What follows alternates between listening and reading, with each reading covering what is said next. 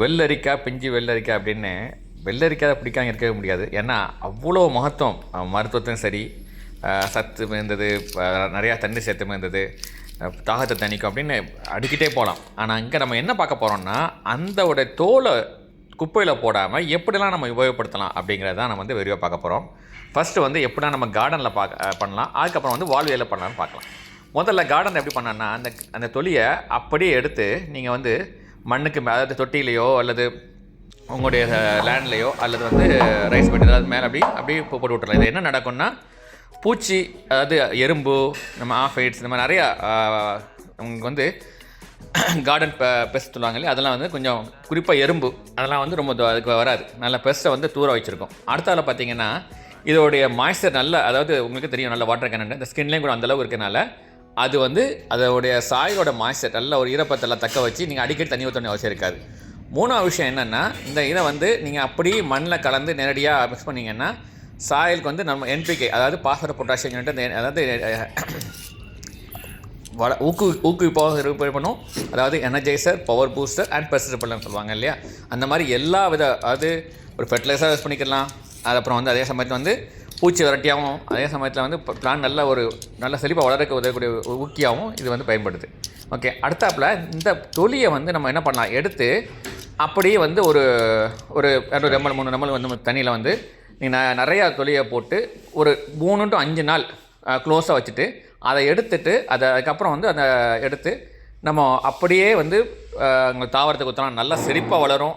அதே சமயத்தில் அதை ஃபில்டர் பண்ணி கொஞ்சம் ஸ்ப்ரேயர் பாட்டை இது பண்ணி இலைகள், தண்டு எல்லாத்தையும் இது பண்ணிங்கன்னா உங்களுக்கு எந்த வித பூச்சி இல்லாமல் உங்களுக்கு இண்டோர் பிளான்ட் சரி, அவுட்டோர் பிளான்ட்டும் சரி, நல்ல பூச்சி விரட்டியாக சரி, அதே சமயத்தில் நல்ல கிளாஸி லீவ்ஸோட நல்ல சத்து மிகுந்த ஊட்டம் குடித்த மாதிரி அது பிளான்ட் நல்லா அருமையாக வளர ஆரம்பிக்கும்.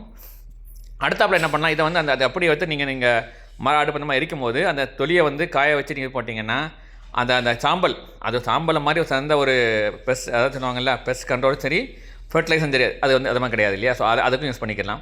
இங்கே பார்த்தீங்கன்னா நம்ம தண்ணியில் இப்படி தொலியை நீங்கள் நல்லா ஷேக் பண்ணி மூடி வச்சிடணும். ஓகேவா, அதுதான் முக்கியம். அப்போ அதை ஃபில்டர் பண்ணி நம்ம யூஸ் பண்ணும்போது நல்லா இது பண்ணலாம், இது நல்ல பணம் கிடைக்கும். ஓகே, இப்போ இதை என்ன பண்ணலான்னா, எப்படி ஸ்கின் அப்படி போடாமல் அதை பேஸ்ட் மாதிரி மிக்சியில் போட்டு அரைச்சி அதில் நீங்கள் என்ன பண்ணலாம், இந்த வாட்டர் இல்லாமல் ரைஸ் வாட்டரை கொஞ்சம் இது பண்ணி 2 நாள் வச்சா கூட போதும். இன்னும் வேறு லெவலில் உங்களுக்கு மகிமை இருக்கும். இப்போது அந்த பேஸ்ட்டை ஒரு கர்ச்சீப்பில் கட்டி கண்ணில் வச்சு கட்டிட்டிங்கன்னா 10 நிமிஷம் இருந்தால் போதும், 10-15 நிமிஷம் இருந்தால் போதும்.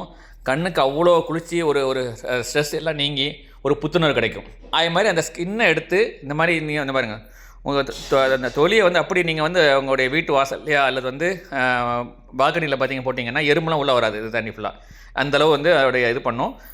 அது மட்டும் இல்லாமல் அந்த ஸ்கின்னை எடுத்து அப்படி நீங்கள் அந்த அதாவது நீக்கின உடனே நீங்கள் என்ன பண்ணலாம், உங்கள் ஸ்கின்லையோ எரியிற இடத்துல காயத்தை கூட இது பண்ணிங்கன்னா நல்லா ஸ்கின், அதாவது நம்ம ஒரு ஃபேஸ் பேக் மாதிரி கிட்டத்தட்ட அப்படி போடலாம். அப்புறம் ஸ்கின் மசாஜராக யூஸ் பண்ணலாம்.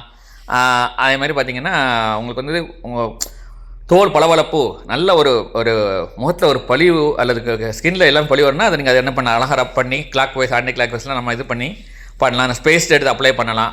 ஓகே, அந்த பேஸ்ட்டை பண்ணிவிட்டு நம்ம அதை நீங்கள் இது துற போடாமல் கட்சி பிடிச்சி சொன்ன அது இல்லாமல் என்ன பண்ணலாம், நீங்கள் அதை அப்படியே தண்ணியில் பண்ணி அப்படியே நீங்கள் செடிகளுக்கு ஊற்றலாம். நல்ல சிறந்த உரம். ஓகேவா, அடுத்தால பார்த்தீங்கன்னா நீங்கள் எல்லாருக்கும் தெரியும், இந்த தொலியை எடுத்து உங்களுடைய காலணிகளில் போட்டாலும் நல்ல டேயோடைசர், அதாவது அந்த கெட்ட வாடகைலாம் எடுத்துடும்.